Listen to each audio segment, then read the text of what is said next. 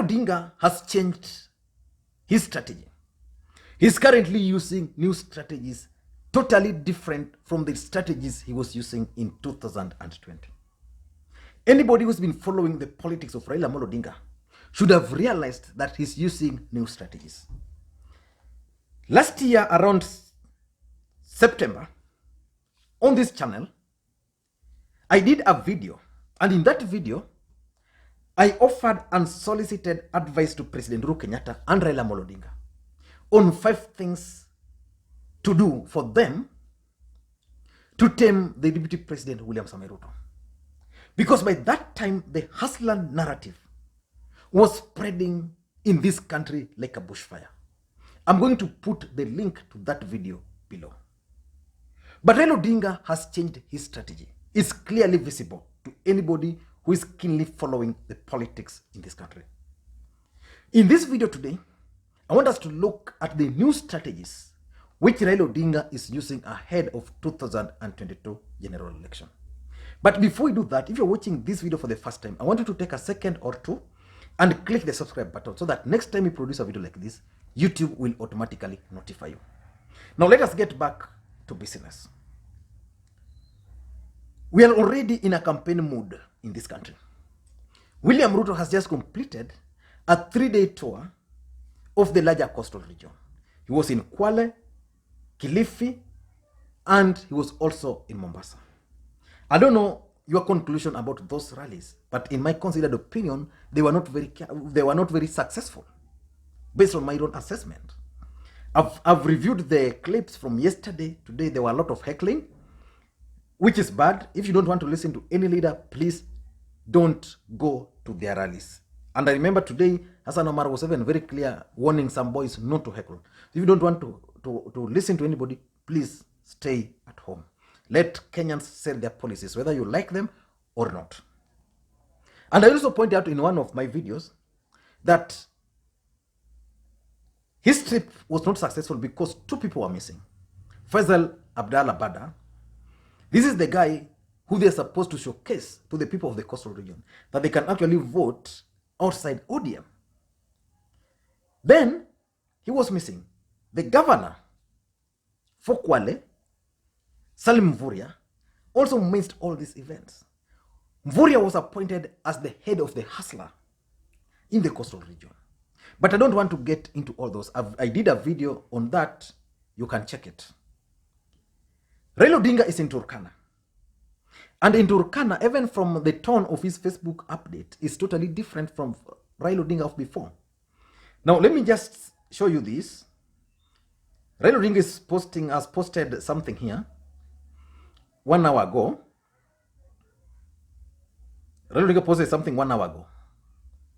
And it already has 1,500 comments, 122 shares. It has 3,700 likes.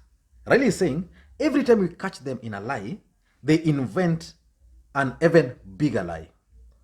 From 6 months to Tatenga, and now wheelbarrows is not just a wheelbarrow, but a symbol of a party, to the handshake has stopped you from delivering your promise. Kakuma residents have placed you on notice. The rest of the country will. Now that's Raila Odinga's Facebook update. Totally different from the way he's been posting before. But that's also not what you want to look at here.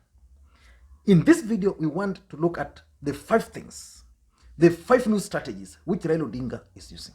And I want us to go straight to those new strategies.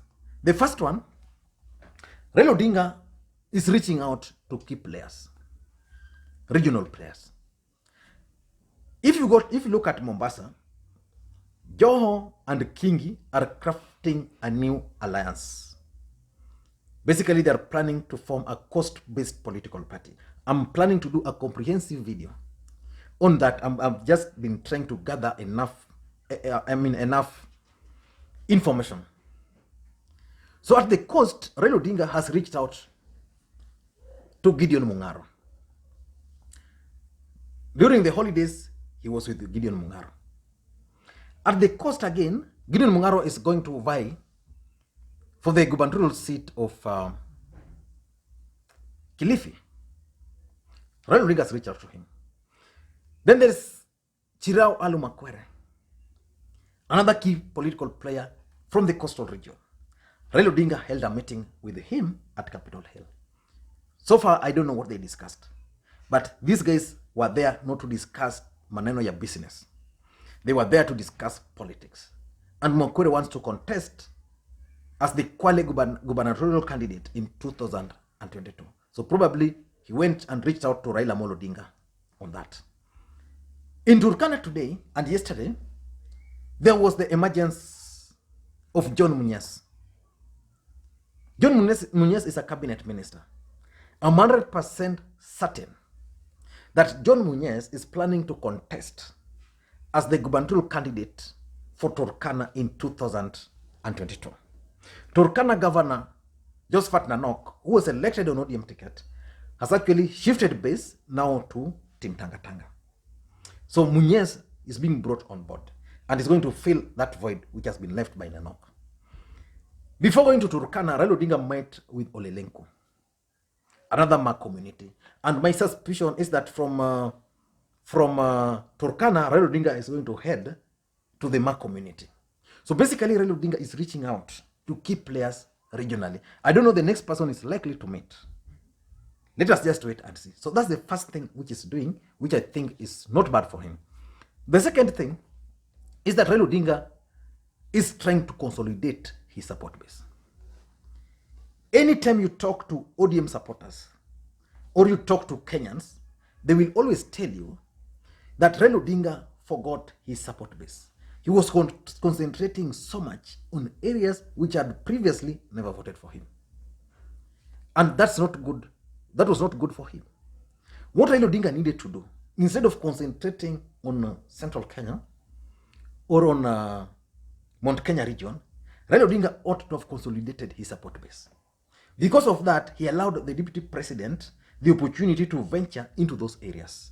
Western Kenya, Coast, Kisii, and the rest.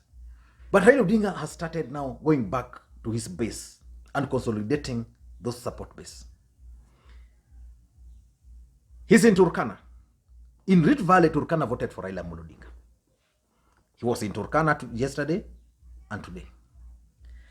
Raila Odinga has been to Western Kenya, meeting with the party officials there, opinion leaders there. Raila Odinga has been to Nyanza. He has convened another meeting with the Nyanza leaders, I think on Monday 8th in Kisumu.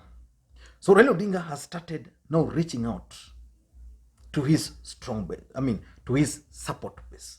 Because you can't go to a war without an army. It's better to keep, because Raila Odinga believes that he won the elections. So if Uhuru is going to support him, the better for him. Raila Odinga's approach, if I were to advise him, in central Kenya would be very simple. First thing Raila Odinga should do is to convince the people of central Kenya region that he has their interests at heart. Of course, most of them will not vote for him.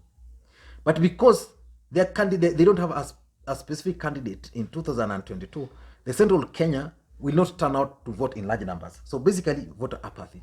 So Raila Odinga should work on a way of creating a voter apathy in central Kenya so that they don't turn out in large numbers. And of course, Raila Odinga also in Mount Kenya region, he has people who will always support him.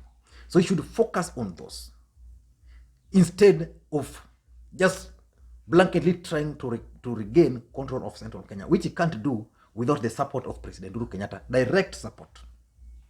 So he's trying to consolidate his support base, which is good for him. The third thing he's doing is now he has started criticizing Jubilee failures. Jubilee government has failed Kenyans. They promised laptops, they promised stadiums, they promised major roads. Okay, on roads, I give it to Uhuru Kenyatta. He's really trying. So many things he promised. But again, the economy is doing badly because of COVID. And when the president started addressing this COVID issue, we had COVID billionaires. So Kenyans are very angry with the government. Raila Odinga would always stand and support the president on all these matters. be it on doctor strike, be it on teachers strike, be it on what. So he used to support them. So the Raila Odinga started carrying the Jubilee burden. William Samoei Ruto, who is the principal assistant to the president, who should have been the person carrying this burden, started running away from this burden. He started running away, blaming Raila Odinga. So of late, Raila Odinga has now started coming out openly to criticize Jubilee government. By criticizing Jubilee government, it means William Ruto on the other side will now come and counter Raila Odinga. How will he counter Raila Odinga? By defending that same Jubilee government.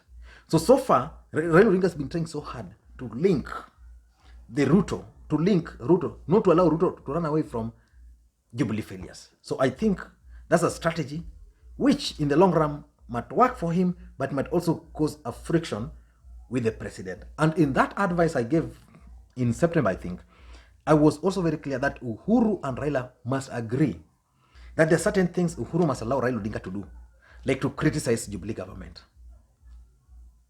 He must allow Raila Odinga to do that. But you see, if Raila Odinga, any moment Raila Odinga will criticize Jubilee government, what's going to happen is simple. The president is going to be seen as a failure, which the president would not want. The president would want to leave a legacy. Number 4 is reactivating the ODM party networks. That's something which clearly Raila Odinga is doing. ODM party is now more vibrant across the country. Anywhere you go, you see the ODM colors, the orange colors. Like even when they were in Turkana, you see those shirts everywhere. Raila Odinga has now started, even in Matungu, they are going to Matungu election as ODM. And anytime you attend those rallies, it's purely an ODM affair. So by reactivating the ODM networks, it means Raila Odinga can now focus on his 2022 presidential bid without the NASA, without the handshake factor. So that even if he's betrayed by Uhuru Kenyatta, he has a fallback. If NASA will not hold, again, he still has a fallback. And lastly, is the direct appeal to the people of the Mount Kenya region. It will pay off in the long run. You know, anybody who was born in 2002 is now 20 years. If you're born in central Kenya, all your life, you know that Raila Odinga is a bad man. Because it's something which has been instilled in them for that long. So it's not easy for these guys. You just have to excuse them. So Raila Odinga is now taking his time going to radio stations, explaining himself. The other day he was in Githurai himself, and most people were questioning why Raila Odinga was in Githurai without being accompanied by any Mount Kenya leaders.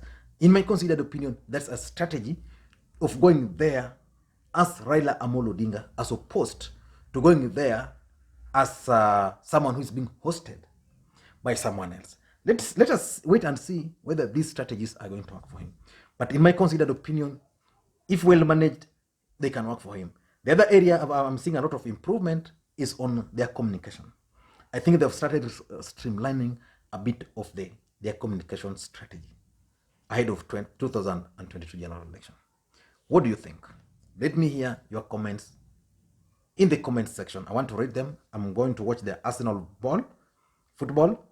Then when I come back, probably this video shall have been posted. I'm going to take 1 hour. The moment you see it up, the moment you reach here, I'm going to take 1 hour just reading through the comments. And again, lastly, to the subscribers, I want to thank you guys so much. You can always reach me on my WhatsApp number. Just understand, sometimes you send me WhatsApp, but you are not alone. There's so many people. That WhatsApp number is public, which is 0777 741323. 0777 741323.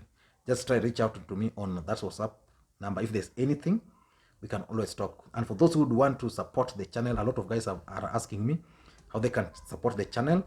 Just reach me on WhatsApp, and I can drop my PayPal number there for those who would want to use PayPal to support the channel. Thank you guys, and please, may you have a good day.